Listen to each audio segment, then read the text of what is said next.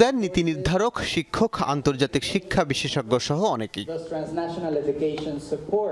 গবেষণা প্রতিবেদন তুলে ধরেন ব্রিটিশ কাউন্সিলের দক্ষিণ এশিয়ার শিক্ষা বিষয়ক পরিচালক সালভাদর কারবাজাল লপেজ।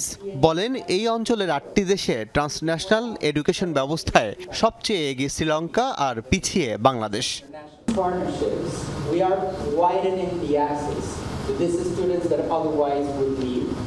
অনুষ্ঠানে বিশেষ অতিথি বাংলাদেশে নিযুক্ত British high commissioner Sarah Cook বলেন, দূরশিক্ষণ ও অনলাইন শিক্ষণ পদ্ধতি উন্নয়নে বাংলাদেশে ডিজিটাল অবকাঠামো উন্নত করতে হবে।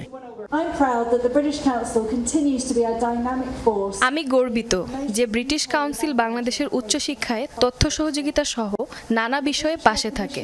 ব্রিটিশ হাই কমিশনও এ নিয়ে কাজ করে। দুই দেশের মধ্যে এমন সহযোগিতা আগের মতোই অব্যাহত থাকবে।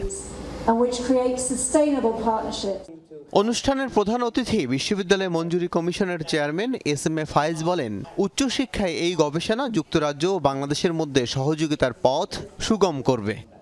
In Bangladesh, with British support, because British education is highly regarded. বাংলাদেশে ব্রিটিশ কাউন্সিলের এমন উদ্যোগ নিঃসন্দেহে ভালো কিছু বয়ে আনবে। আমরা একটি পরিবারের মতো হয়ে দুই দেশের উচ্চশিক্ষাকে এগিয়ে নিতে একে অপরের পাশে থাকব। এই গবেষণা প্রতিবেদনের জন্য ব্রিটিশ কাউন্সিলকে ধন্যবাদ।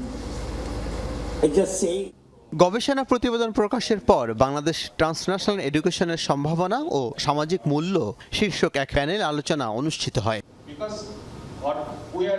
আল আমিন হক অহন, যমুনা নিউজ, ঢাকা।